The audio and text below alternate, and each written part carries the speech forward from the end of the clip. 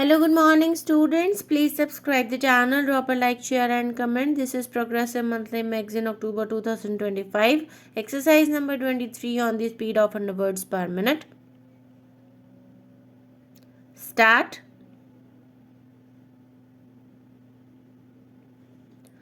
Mr. Deputy Speaker, sir, I am sorry. I cannot agree with my friend where he has said that the railways are serving the rich people more and better than the poor people. This statement is absolutely not correct.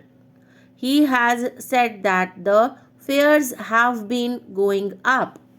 If you take into consideration the inflation that has been going on in the last 20 or 30 years, you will find that the fares have not been going up correspondingly.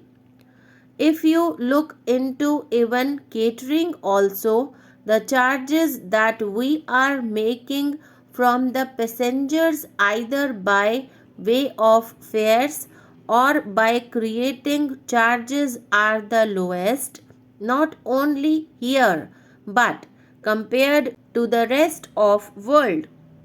Even in our own country, you cannot get the food that the railways supply outside the railway station for the price that the railways are charging. I do not think the railways are exploiting the poor people at all. Secondly, the railways have rendered a tremendous lot of service to people, especially the middle class and, of course, all other people by starting the super fast expresses and running them efficiently and safely on the whole. I have only one small criticism to make in this connection, and that is the proposal to raise the platform ticket fee from 1 rupee to 3 rupees is a very unwise thing to do, and the demand of the house from all sides is that it is a thing which is a very serious matter for the people and which the Honorable Minister as well as the Cabinet should take a serious notice of.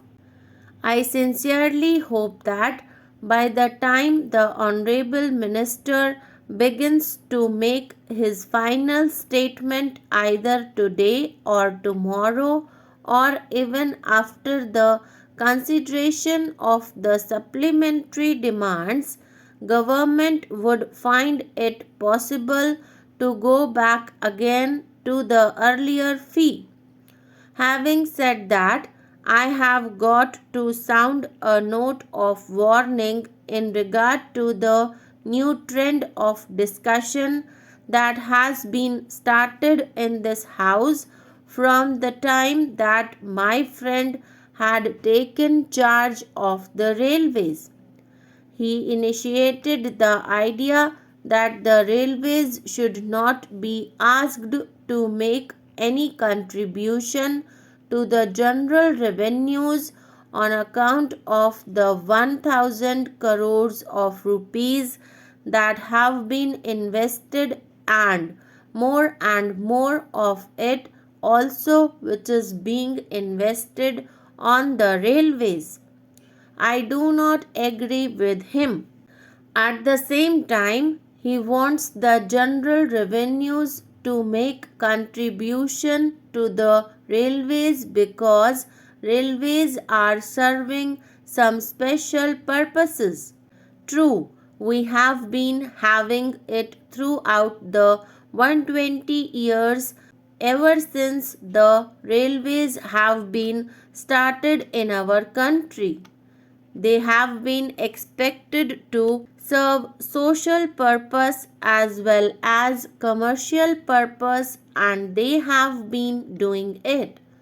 I do not understand why, in spite of all this, the railways should be exonerated from the responsibility of having to pay even a minimum dividend on the huge, colossal amount of capital that has been invested and that is being invested also. I hope the Railway Convention Committee would take due note of this demand that we are making on behalf of the public, that the railways have a responsibility to make contribution to the general revenues, not as general revenues but as an interest, whatever it may be. Now government is paying 10 or 15% on borrowings. It need not pay as much as that, but at least half as much as that or one third as much as that. But there should be contribution from the railways.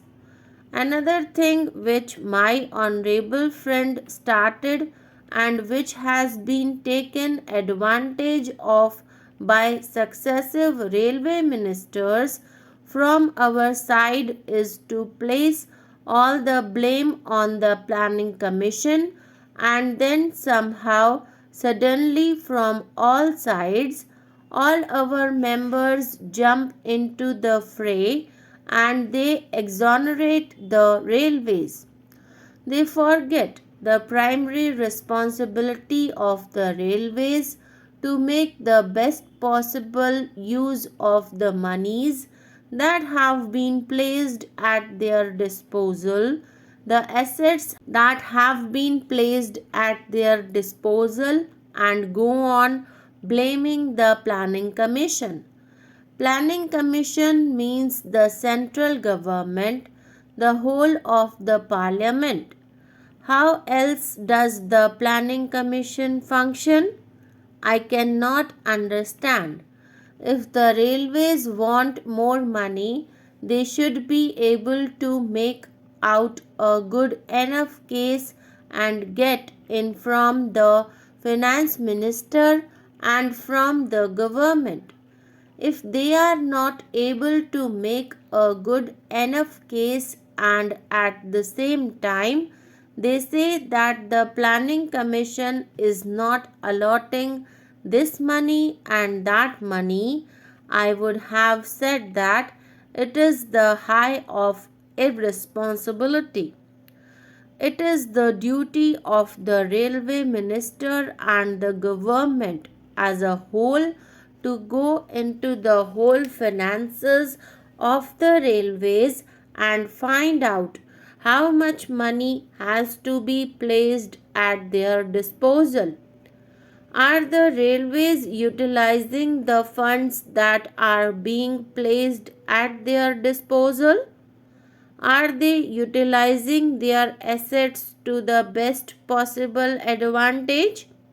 I am not very sure about it.